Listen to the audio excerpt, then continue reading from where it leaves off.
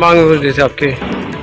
आज हमें पातवान में जो रवि सरपंच है उसके साथ कुछ दबंग जाति के लोगों ने मारपीट की थी और कल सरपंच साहब इतने बेतासा और इतने मतलब मेंटली टॉर्चर हो रहे हैं कि कल पूरे दिन ये मेरे घर पर थे और उन्होंने हमें बताया, हमारे संगठन के लोगों को बताया कि मैं पूरे मतलब उन लोगों के इतने मतलब मुझे अप्रत्यक्ष रूप से प्रताड़ना दे रहे हैं कि मैं फांसी लगाऊंगा जी। तो इसको हमने सरपंच साहब को समझाया कि इस प्रकार के कदम हमें नहीं उठाना चाहिए और हम कल ही डीएसपी शिवानी से मिलेंगे और जो दोषी लोग हैं जिनके पास जिन्होंने आपके साथ इस प्रकार की घटना की हम उसको गिरफ्तार करवाने का काम करेंगे।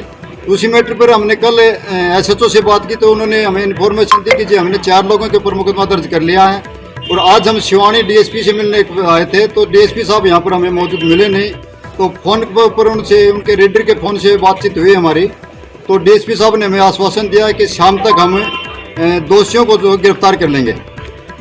इसी कड़ी में हमारे जो लोहारू जो हल्का है इसके अंदर एट्रोसिटी बढ़ती जा रही है। अनुसूचित जाति के लोगों पर कहीं ना कहीं दबंग जाति के लोग किसी न किसी तरीके से अत्याचार करते हैं। इन अत्याचारों को मैं तो ये कहूँगा एक समाज से कि एक तो इसको जातिवादी का बढ़ावा ना दें, क्योंकि निकम्मे लोग हर जाति के अंदर होते हैं, हर धर्म के होते हैं और वो इस प्रकार की मान ले जो भी दोषी है अदर समाज को भी साथ लेकर के इनके ऊपर कार्रवाई करवाने का काम करें। जैसे बुद्धशैली का मामला है, इसी प्रकार बड़वा का मामला है, उस मामले को लेकर भी हमें डीएसपी साहब से हमारी बातचीत हुई। डीएसपी साहब ने हमें कहा है कि हम बुद्धशैली गांव में खुद जाएंगे और इस मामले की तफ्तीश करेंगे, जो भी दोषी है उसके ऊपर एफआईआर वगैरह दर्ज करके मुकदमा दर्ज करके उनको गिरफ्तार करने का काम करेंगे।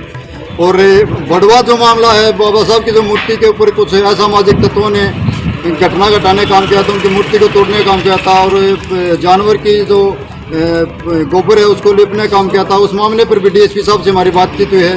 तो डीएसपी साहब ने उसमें भी कहा कि जो हमें अभी तक कोई साक्ष्य नहीं मिले हैं और हमने कुछ उन लोगों को कुछ लोगों के नाम दिए थे तो उनके ऊपर इन्होंने कुछ को अटेंड किया है, उनसे ये बताते हैं कि उनमें से कुछ निकला नहीं, तो हम तत्परता से ये कार्रवाई करें। आज आप अधिकारियों से मिले तो क्या आश्वासन मिला आपका? अधिकारी हम डीएसपी साहब से मिलने आए थे, डीएसपी साहब यहाँ पर मौजूद नहीं थे, लेकिन फिर भी उनसे फ़ोन के ऊपर बात हुई है और तीनों मसलों को उन्होंने मतलब पुरजोर तरीके से सुलझाने का हमें आश्वासन दिया है। बिल्कुल। अधिकारियों का कैसा रवैया है? क्या इस पे कार्रवाई करेंगे या फिर अमली जामा पहनाने का या फिर कोई ये तारीख पे तारीख है?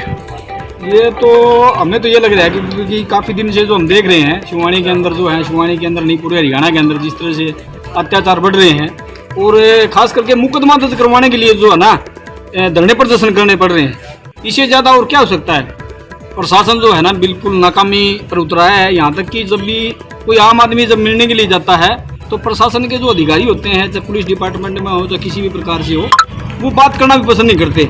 आम आदमी को तो एक धमका के और वो बाहर भी निकाल देते हैं कई बार, क्योंकि हमारे साथ भी पहले यहाँ शिवानी में जो है इस तरह की घटना हुई थी। जो पीछे का जो डीएसपी था उन्होंने अभद्र व्यवहार करके हमको निकाल दिया। तो जब एक सरपंच के साथ, पातवान के जो मुख्य के सरपंच हैं अनुसूचित जाति से, उनके साथ जब इस तरह से घटना हो रही है और उनको भी जो है न्याय के लिए दर की ठोकरें खाने पड़ रही है, तो फिर आम आदमी फिर कहाँ जाएगा।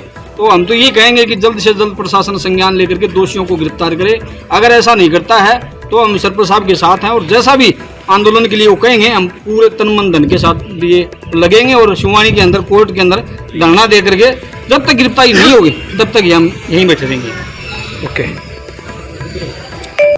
ये मामला है, आप किन किन अधिकारियों से मिले हैं अभी तक? क्या आश्वासन वापस मिलता रहा है? फिर कोई गिरफ्तारी की कोई बातचीत चल रही है, कोई जांच की?